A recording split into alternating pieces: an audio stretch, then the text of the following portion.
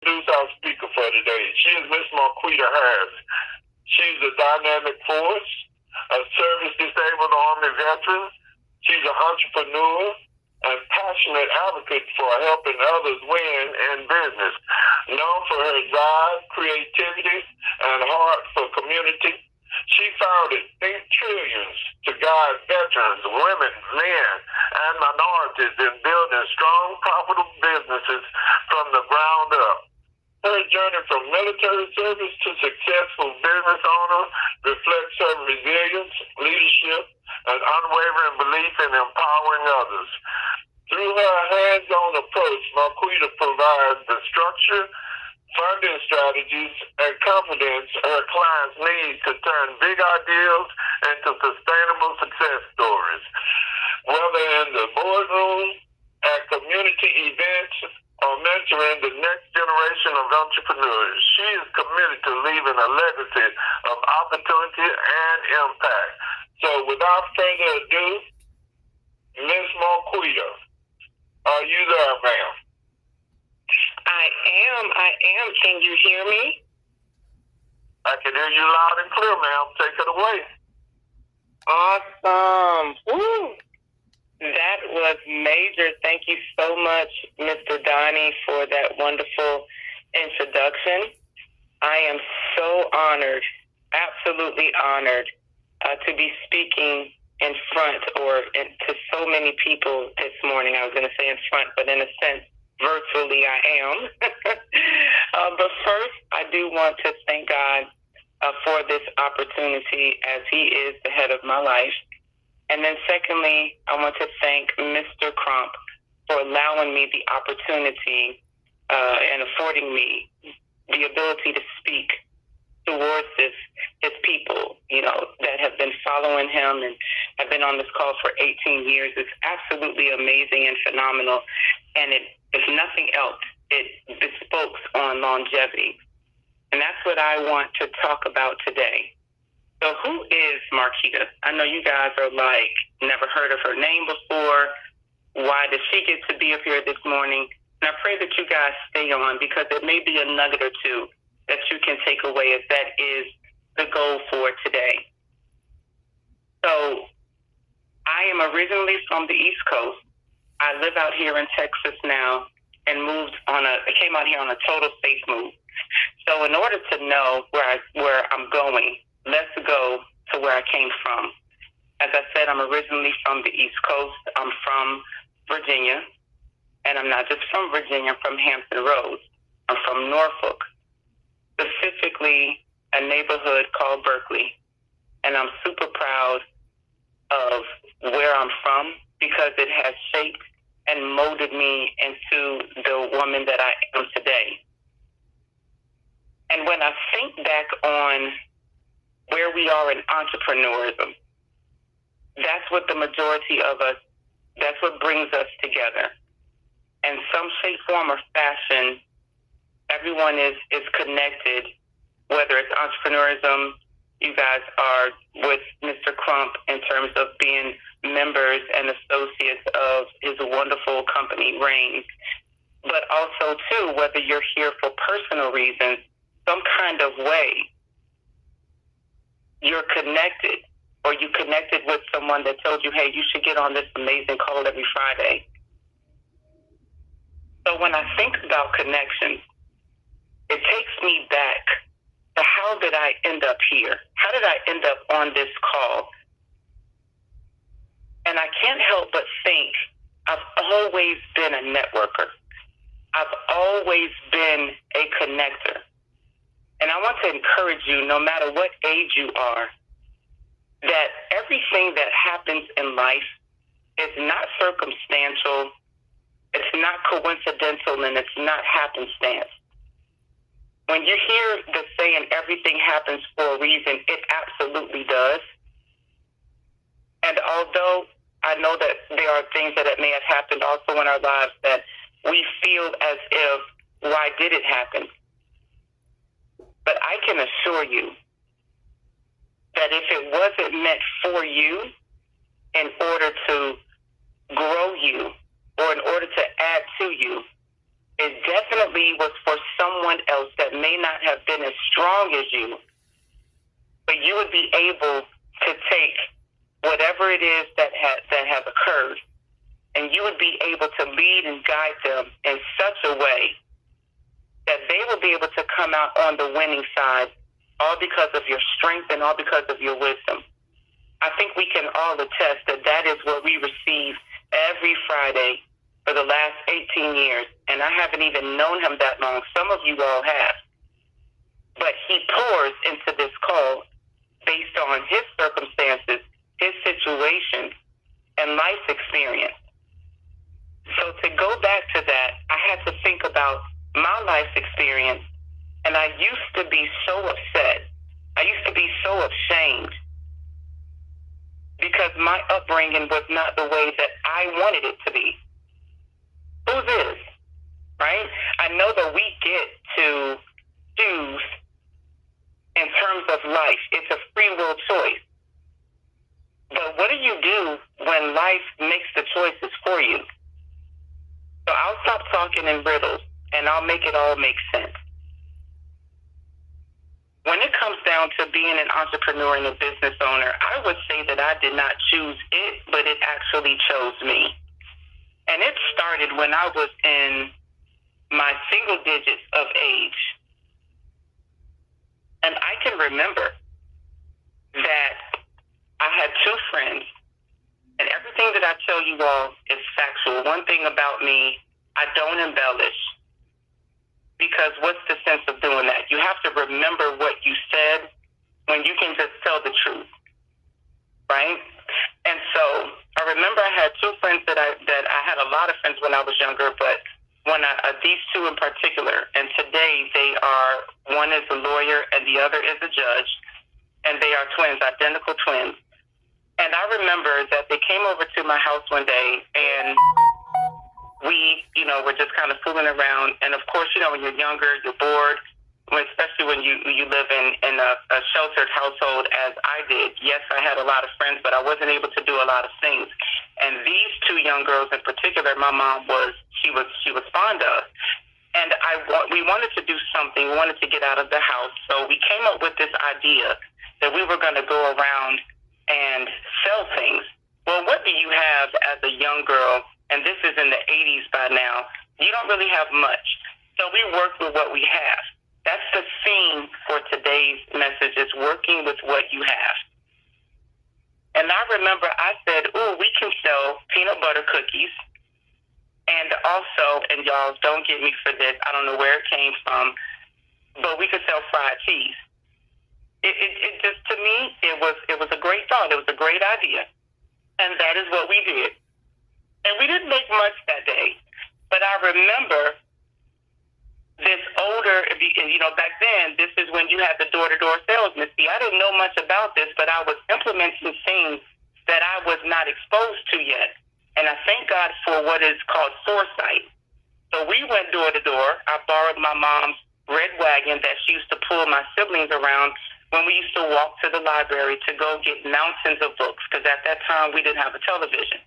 She believed in education, and what went on, what she said is what went. And so we went door to door with this red wagon selling our wares. And I remember some of the older women saying, "Oh, bless your heart." I didn't know then that that they were astonished by the things that we were selling, that it was just so outlandish, but they dared not kill our dreams. And I remember each of them speaking life into us.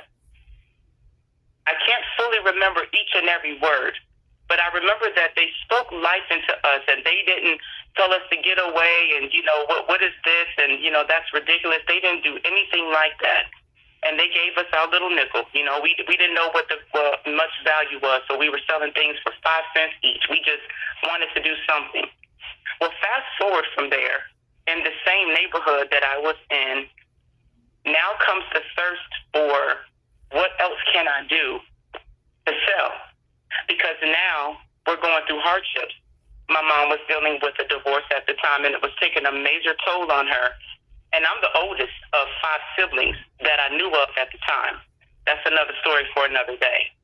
But for today, I'm the oldest of 5 siblings, and she's struggling to feed us. And so quite naturally, I'm thinking, well, what can I do to help? So I tried to do things the traditional way, and I went around. Of course, my seat was my car back then. I had a bike. Bike was stolen. In the neighborhood that I'm from, when I tell you this neighborhood is rough, it's rough. And so I decided to walk miles to go door to door, from storefront to storefront. At that time, the best practices that we had, the best options were either McDonald's, you had fast food, or they had this new waterfront that was in downtown Norfolk. So if anybody is from the East Coast, and I'm talking about some history here. So this was the original water side.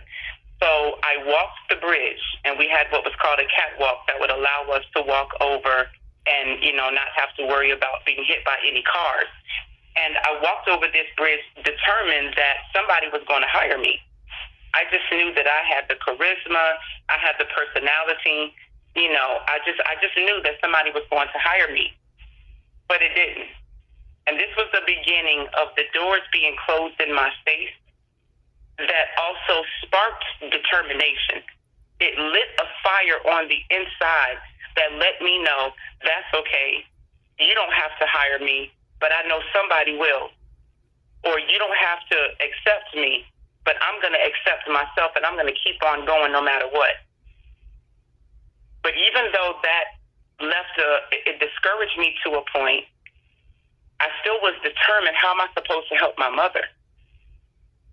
So when you're from a neighborhood such as mine, and all you see are what we call hood rich, when you see mostly men, a little bit of women, and they are making money by any means necessary, and you're exposed to this, sometimes your environment is the only thing that you can lean on, is because that's what shaped you.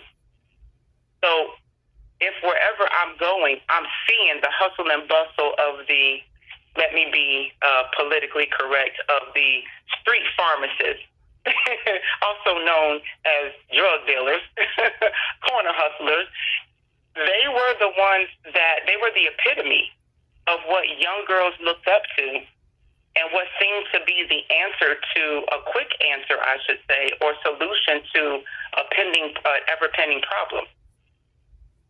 And so quite naturally, I'm friends with them. We're growing up together. I've known them since, again, single digits of age. So there was a saying that we used to say back in the day was, what can I do to be put on? And when they know you, as we do in business today, there's a moniker that we go by. When people know you, like you, and trust you, they do business with you. It was the same thing back then, except we were in corporations and boardrooms. We were on the streets. And so when I went to them and say, hey, what can I do to be put on? Quite naturally, they knew me, they liked me, and they trusted me.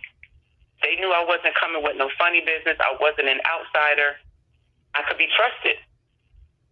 And so I received my first package on consignment. I know many of us are older and we know what that word means, but in case there's any young ones today, consignment is when someone gives you something with the intention of being paid later. And here's the thing, I want to add this as well. I have a book out, Something Beautiful Out of Me. That's the title of it. And I wrote about this in the book, so I'm only going to give the Cliff Notes version in case you want to get it and read it yourself. But long of the short, I call myself doing something with this package that I was co-signed. And y'all, do you know that that there was a plot to rob me? Yes, there was a young female, these two young guys, because I took this product to another neighborhood, because that's another thing. I believe that as Mr. Crump, if I'm not mistaken, that let's say for those that are selling containers in different countries, I believe that whoever was the first to stake claim in that country, that he doesn't allow anyone else in that country to get it. If I'm not mistaken, I could be wrong. But that was the same concept. back then. I didn't want to encroach on where someone else staked claims as to where they stood and where they handled their business. So I took it to another neighborhood that I was well known in, or so I thought. Well, long of the short, that didn't work out for me. But I was determined, because how am I going to help my mother with these issues? So I decided to join the military. And I figured that I would send a portion of my money, because nothing else worked out. Nothing else that I shouldn't have been doing worked out. But yet I took those principles, and I believe that's what shapes my ambition and the fire and the things that I do today, is that I apply those same concepts, except, of course, I do it legally and not illegally. So I go off into the military with this idea that I'm going to be in for at least 20 plus years. I'm going to become what is known as a lifer. This is the route for me to go. I narrowly made it out of that neighborhood with my life, because there were many statistics that were going on at this time. So if you can imagine, we're talking the early 90s, and this is when the crack era had took place. And so the epidemic, as you can only imagine, was rampant. And so much was going on. So when you are from an urban area, anything can happen at any time, especially when it comes to gunfire or violence or anything. So there were many situations that had occurred that shaped this decision. And so I felt that I made it out, and I'm going to stay out. How many know that when we have these plans, and these are our personal plans, they don't always go as we see it. And you hear older people say that when we make plans, that God laughs. He just kind of takes them and he balls it up and throws it in the nearest trash can, because if that's not what he had planned for us, how dare we? So I go off into the military, into the Army. So I became a 31 uniform signal support system specialist, also known as telecommunications. I was really, really, really intellectual and intelligent when it came down to techie things, and we're talking about when it wasn't even popular. And so I had this amazing position, had a top security clearance. I was well on my way. And I had a mentor similar to Mr. Crump, and he was a warrant officer. And he referred me to a female warrant officer. So I'm looking at this female that's doing these great things that I had been attempting to do in my teenage years. And I'm thinking, finally. So she put me on this track to coach me. So that was before I even knew what the word coaching was, before I even knew what the word mentoring was. But as you can see, this is the track that was starting to be created for me that led me to where I am today. But unfortunately, that career was cut short because people that were in power decided to abuse their position. And I, amongst other young men and women, I used to say fell victim, but now I say I am an overcomer of military sexual trauma. And it happened not once but twice.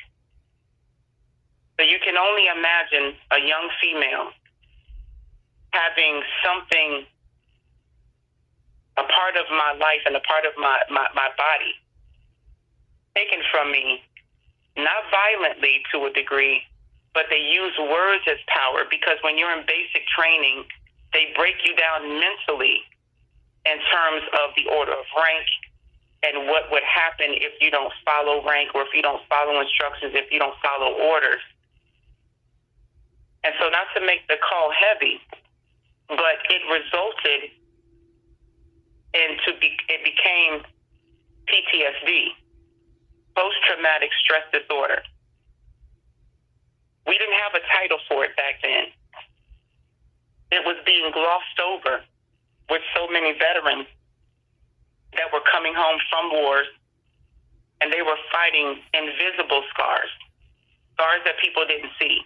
It's one thing to see a veteran in a wheelchair with part of his leg amputated, and you know that he's a veteran because most of them will wear the hat, and they typically wear the campaign, as they called it, or the war campaign that they had served in. even though I went in during Operation Iraqi Freedom and I was not on the front lines per se, I was fighting off an enemy that was supposed to have my back, that was supposed to be my friend, that was supposed to look out for me. So time passed.